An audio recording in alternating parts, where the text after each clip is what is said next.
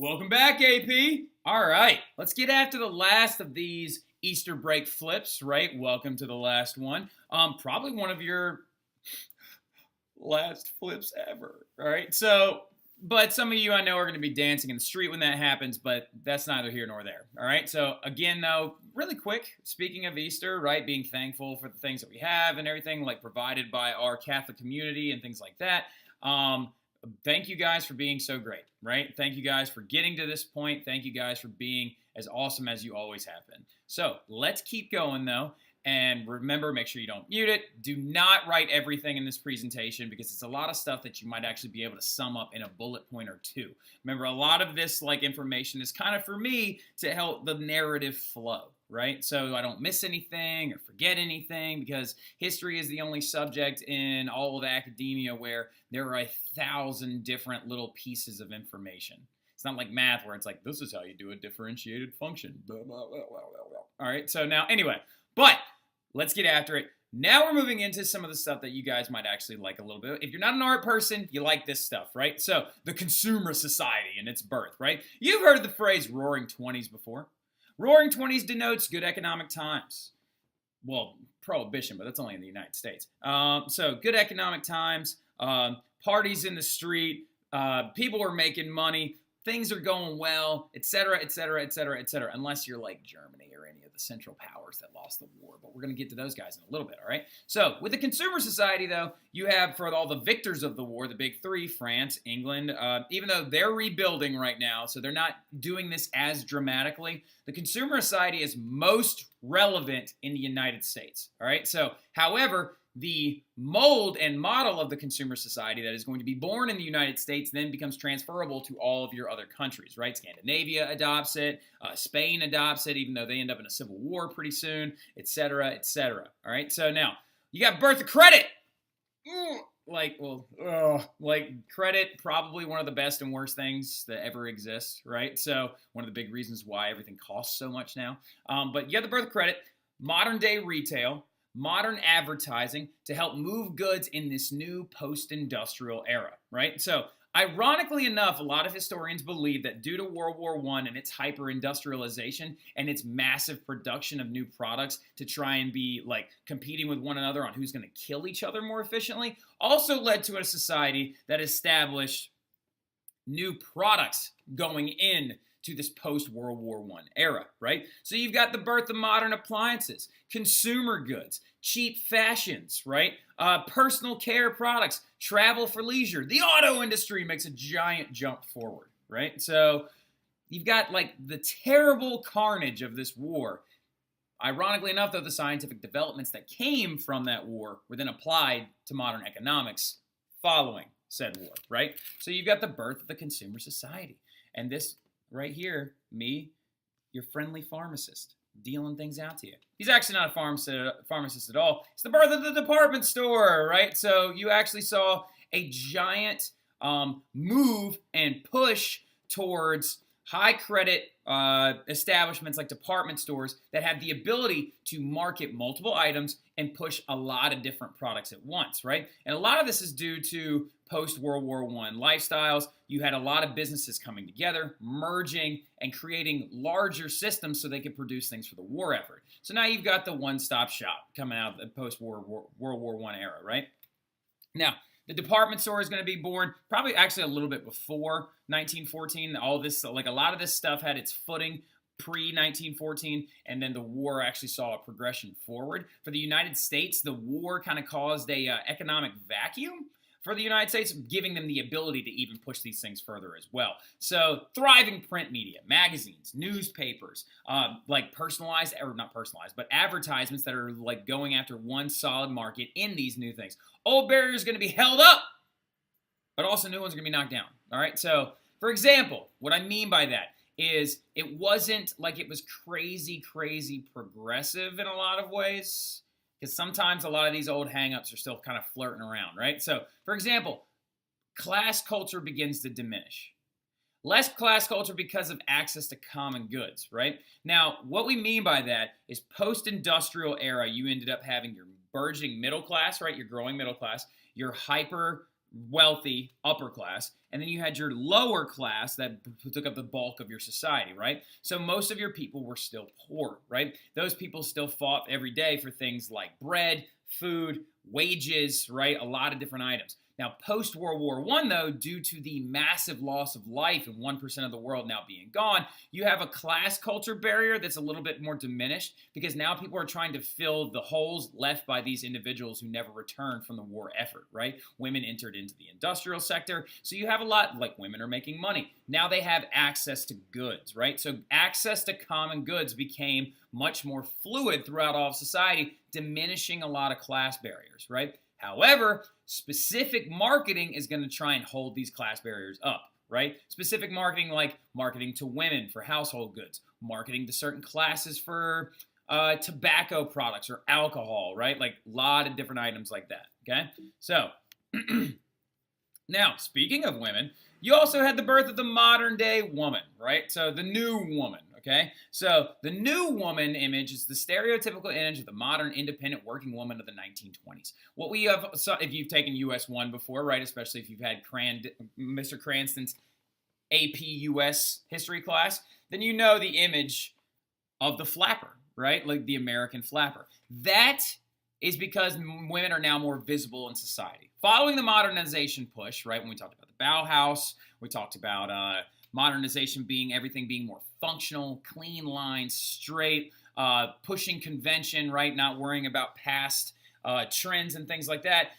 More visible in society because the home is also becoming modernized, with appliances entering into the home, with certain items entering into the new home. Women now have decreased responsibilities within the actual four walls of their home, so they are now ever more present within society. Also, due to the war, they have now been more present because they have entered into the industrial production sector, left by men leaving to go to the war, right? So women entered the factories and began to work. So now, post-World War I, these women are now not just going to shriek back into the darkness, they are actually going to advocate for themselves and begin to push forward. So you have this new woman that can do a lot of new amazing things. That women today are even pushing further forward with great leadership, which is amazing, right? So they can vote, work, spend their own money.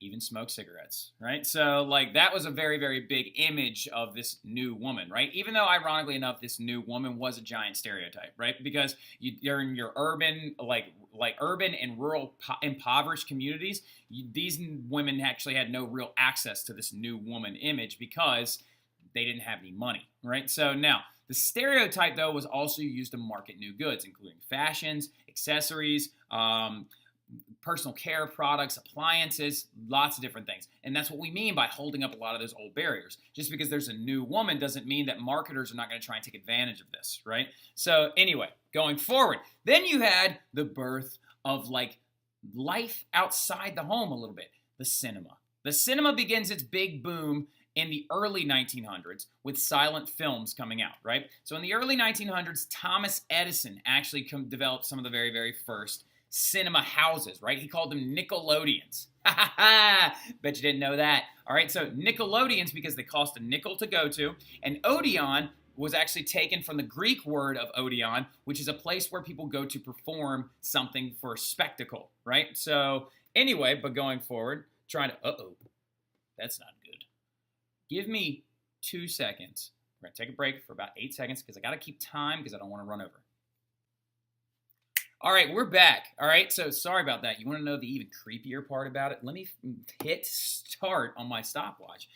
The creepiest part about it is when I actually stopped that last recording, it was at 9 minutes on the money. All right, it's a little weird. All right, statistically speaking, it's pretty weird. Now, anyway, but you had the birth of the cinema. And like we were talking about, silent films kind of were introduced, of course, by Thomas Edison, his Nickelodeons, also the name of the TV network for that specific reason, except his cinema movies were really, really terrible. There's one of two cats boxing, and it's really, really bad. And a lot of his movies were really, really kind of garbage. But he set the stage in the late 1800s, early 1900s for this thing. He also, fun fact, Thomas Edison was kind of a weird cat. He would pay thugs to go destroy other inventors' homes and workshops and all this other stuff because he was kind of a jerk. And also, him and Henry Ford were super close. And he actually, as a dying gift to Henry Ford, this is how obnoxiously cocky Thomas Edison was. Thomas Edison breathed one of his last breaths into a vial, like a glass vial, and then gave it to Henry Ford saying, "Here is a piece of me." Ugh. And so, like, Thomas Edison's last breath is, like, preserved in a vial, and it's in a museum. Now, anyway, that's another fun body part we've got to add to the list. And I know Kieran Garrity's like, that's not a body part. Well, calm down, all right? Because we had, like, Tycho Brahe's nose and, like, you know, Lord Byron's prosthetic club foot, all right? So, but anyway, now, mass-produced entertainment is going to start replacing visual arts. But the amazing, and reading, unfortunately, which we're feeling the effects of that now. But the amazing thing is that, granted, like, intellectual leisure is going to die out, but the great thing about the cinema is it's now bringing it's bringing entertainment to more classes of people, right? Because intellectual leisure, arts, and reading were really only accessible by the upper class. So granted, intellectual leisure begins to die out a little bit, but the cinema begins to cross class barriers and begins to actually expose the middle and lower classes to forms of entertainment that they can engage in, right? So by 1914, this is going to spread to Europe. Production begins, right? Very, very heavily. Now, World War I actually quickened the pace. Like, some people are, a lot of, like, my students in the past have always been like, well, you said that, like, World War I, like movies and production and cinema have spread over there, but how is that even possible with the war going on? Well, it quickens the pace because propaganda and distraction, right? World War I films like Nosferatu, Nosferatu actually came out in 1922, but anyway, World War I films were used to distract the public from the extreme war that was going on, to try and keep them happy and keep morale on the home front up, right? You got to keep everybody happy to keep producing the goods that are going to the war effort. Yay, total warfare. All right, so now, by 1930, 1 out of every 4 adults went to the movies twice a week. That's a huge money market. Now, if you ever, start writing this down, ever get a chance to sit down and watch a silent film, I have 2 suggestions, all right? 2 that I actually really enjoyed. The Hunchback of Notre Dame is a very, very good one, and it's completely silent. It has a lot of crazy uses of filters and stuff like that. You'll enjoy it, don't worry. And then my second one is Nosferatu, the poster that was on the last slide. Nosferatu it's extremely creepy, and there's no words even really said except outside of cards that you read.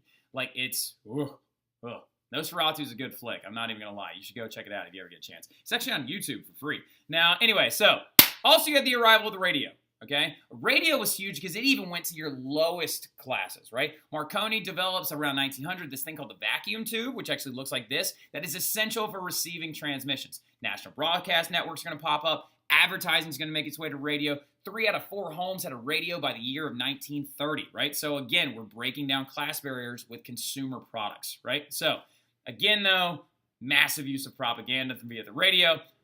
Also, information begins to spread much quicker. Now we're getting into the meat and potatoes, all right? We got about 15 minutes to go over something essentially important, all right? And I will stop if I get to a point where I feel like we're doing too much, okay? I promise I will. And then we'll, like, pick it up on Monday. It really will be okay. But the big thing going forward, so we had 9 minutes, we're at 4.5 minutes now. What's the math on that? 13 and a half. So I've got about 10 minutes, 12 minutes to bang this out. A lot of you know this image.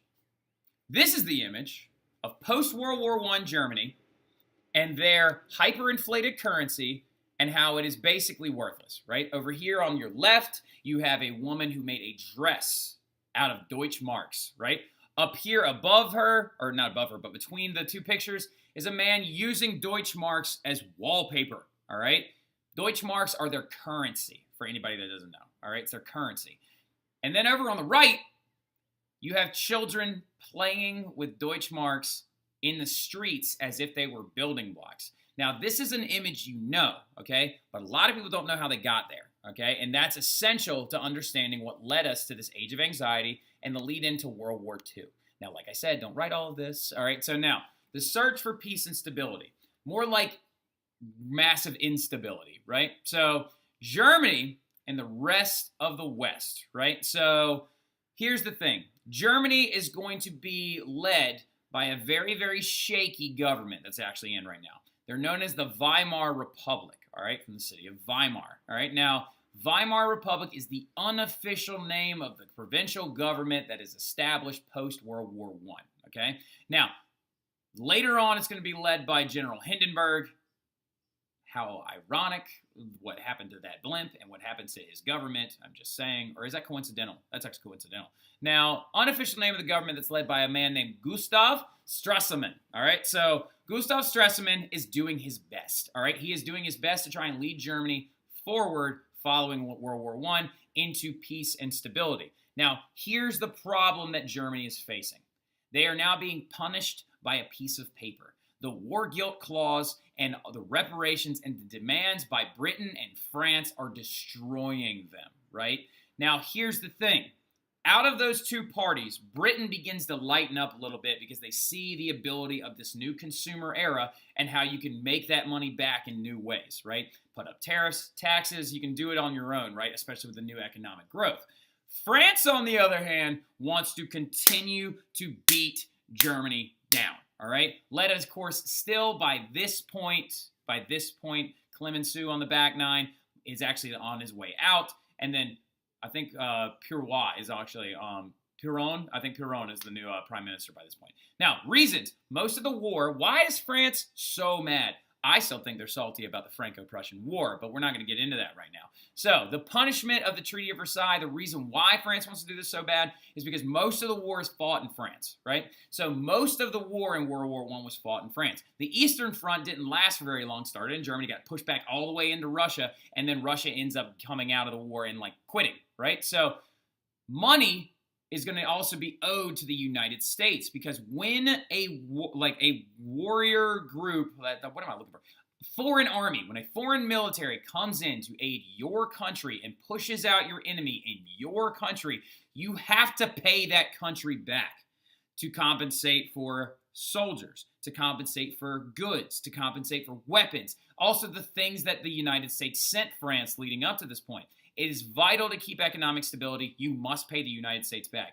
Well, the French also feel a little bit betrayed when the U.S. refused to ratify the Treaty of Versailles. We never agreed to that treaty, right? And we never entered the League of Nations because we were like, this is not what we were looking for. Woodrow said, All right, so Britain, on the other hand, though, they disagree a little bit, right? They don't believe that the U.S. should be jeered for not joining the Treaty of Versailles and the League of Nations.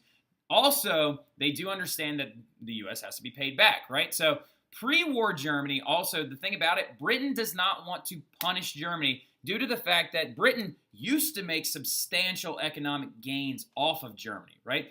Pre-war Germany, before World War I, was Britain's second largest market, all right? That's how they made most of their money. They sold a lot of processed goods back to Germany, had great economic ties with them. Because remember, Germany was building up, trying to become an industrial powerhouse like Britain. So Britain was selling a lot of their goods to Germany to get them to that point, right? Now, John Maynard Keynes, who is a British economist, said that the destruction of Germany and the belittlement of those people will be the death of us all, right? So, and he was not wrong, right? Because his Economic Consequences of Peace was the book that he wrote where he said punishing Germany will be the end of everyone, right? And he wasn't wrong, all right? So now, here's the thing. France still has the largest army in Europe, and they now occupy, along with Belgium, Britain, and a little bit of the United States, that area known as the Rhineland, right? They occupy that buffer state that was agreed upon in the Treaty of Versailles, the Rhineland, all right? The Rhineland, just underline the Rhineland so you can remember what it is, okay? Now, that's the buffer state on the border of Germany, okay? Now, it's still in Germany, but it's just occupied by France as a place to be like if Germany tries to occupy the Argonne Forest and that area, then that can be like enough cause for the Allies to join together and to stop them, right? So, also, France is going to be getting looked at with kind of like slanted eyes a little bit because they're like, what are they doing over there? Because they're starting to make small baby alliances like these little mini ententes with Eastern Europe on the other side of Germany, right? Trying to corner Germany in to force them to pay back this money. They make alliances with Poland, the Czech Republic, also Yugoslavia, right? Oh, the new Yugoslavia, post-Treaty of Versailles, right? Yeah. No more Austro-Hungarian Empire. You got Yugoslavia, which includes Bosnia, Serbia, Croatia, Kosovo, Montenegro, Albania, Macedonia, that entire area. Now, Germany, currently led as the Weimar Republic, is the liberal post-World War government. You don't need to write that. You've already wrote it once. Announces after they paid their first $2.5 billion installment, they're like, all right, we got this. They pay the first year.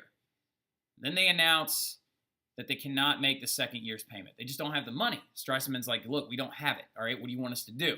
So Germany asks for a reduction in the installments and a moratorium on the payments for 3 years. All right, so they're like, look, we don't have the money for the second payment. Okay, pause it real quick. Pause the video. Write, ask for reduction in installments and payments, moratorium for 3 years. And then I'm going to slide my face up here. All right, so now, moratorium means we don't need to pay this for 3 years. You need to let us make the money back so we can actually continue to pay you, right? So England was like, all right, we understand that. You know what I mean? Like, your country was ravaged too. You lost a lot of civilians. Like, you've got people that are dealing with their own stuff. We understand. We understand. You don't have to pay for 3 years. Get your stuff figured out. It's okay. We got you. France, on the other hand, was like, and they, like, start flipping out, right? Poincaré. Raymond Poincaré is the French prime minister. Did I say pirouette? That's a clown. All right, so now, anyway, that's like an actual clown and a dance move. All right, so no, Pierrot is the clown. All right, so now, France planned to force Germany to pay it. They were like, no. You owe us this money. Figure it out. All right, so France is being a little unreasonable right now. All right, so they plan to force Germany to pay by occupying one of their states. They're like, if you're not going to pay us, then we're going to use our military to choke you out economically. The Ruhr state. Ruhrgeist, blah, blah, blah, blah, blah. Known, like, it's Ruhrgeisteste. It means, like, Ruhr, the Ruhr state, all right? So, is the heart of German industrialism. 1 out of every 10 workers in Germany that works in a factory works in this district known as the Ruhr state, right? So, Germany has been occupied in their cultural, industrial, money-making heartland by France, right? And France is like, if you want to be able to make money for your country, period, you will pay us back first, and then we will leave where you make all of your money. So the Ruhr state is where Germany makes a lot of their money. So France says, fine then, and occupies it, which in any other year would have been cause for war, right? Which a lot of people forget. Germany and the Germans begin to passively resist by striking in rebellion, right? So 1 out of every 10 Germans is now out of work because they refuse to work in the Ruhr state under French occupation. This is peaceful resistance, right? So France decides to occupy the entire Rhineland now to try and starve them into paying in 1923, right? So once they occupy the Rhineland, which is also where Germany actually produces a lot of its food, and it's also where the trade routes bring through a lot of food into Germany, France decides we are only going to let enough food inside of your country to keep your people alive, and some of them may starve to death. So France is basically trying to square up with Germany in an occupational fashion. This is a picture of the occupation of the Ruhr state. This is a German civilian actually staring down a French occupying soldier, right? So, which is absolutely insane. Now, before you get very, very upset about this propaganda, I need to explain it, okay? It is very offensive. It is extremely offensive propaganda, but you need to write down why it's so offensive. So, as a further disrespect to the Germans, the French decide to create an occupying force, right? They're like, we're not going to use just our military to occupy the Rhineland and to actually choke the daylights out of France, or not France, out of Germany. We're now going to bring in African soldiers to do it, all right? Now, we all know that leading into this point of history, racism is still at an all-time high. Anti-Semitism is growing rapidly, all right?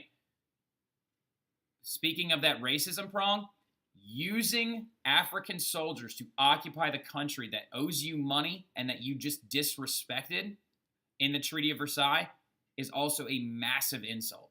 So Germans began to release propaganda slighting these African soldiers. They're all from Morocco, by the way, Moroccan soldiers, trying to say that the French were using beasts, these are not my words, all right, so to actually occupy their state. So this creates further tension, all right? Things are getting aggressively insane. they're getting extremely unstable, and it's getting very, very, very, very, very, very dicey. All right, so let me check something really, really quick. Let me see how many slides we got left. All right, yeah, we're definitely going to need to do that. All right, so view, present. All right, so we're going to wrap it up right here, okay?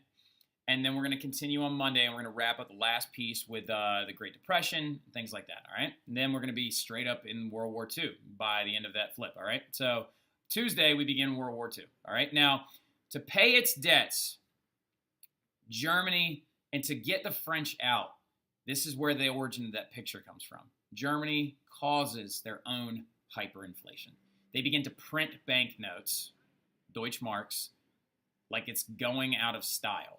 This caused massive inflation in Germany. They just started printing money to pay their bills, right? Because they were being economically and physically starved out by the French, right? So Germans blame everyone for their misfortune leading up to this, leading to German societal isolationism, also known as the early elements of fascism, right? The state before its people. Everyone versus Germany kind of stuff, right? Which gives rise to a young man named Adolf Hitler and the Nazi Party. His book had began to circulate wildly following one of his Munich beer hall revolts, when he begins we need a national socialist state. He begins to threaten armed violence against the Weimar Republic. And these interactions between France and Germany just gave his party more authority. And his party is made up of, jot this down somewhere, old monarchists, conservatives, and the extreme right, okay? Because they believe that they were not the reason why Germany lost World War I. Oh, they're also old military officers. The Nazis believe the reason why the Germans lost World War I is because their own people stabbed them in the back by trying to surrender. All right, so Germany and Britain convinced France to allow repayments based on what Germany could pay. But the damage was already done. Even though France agrees, all right, depending on how good your economy is, we'll let you repay based on that. After that entire struggle, France just says, okay, fine. All right, so, God, I'm sorry, this part of, history just drives me nuts. Because it could have been so easily avoided. Germany and Britain convinced France to pay them based on what they could pay. France agrees, but the damage had already been done. All right, so we're going to stop there, and we'll get into the Great Depression on Monday. I'll see you guys then. Have a good one.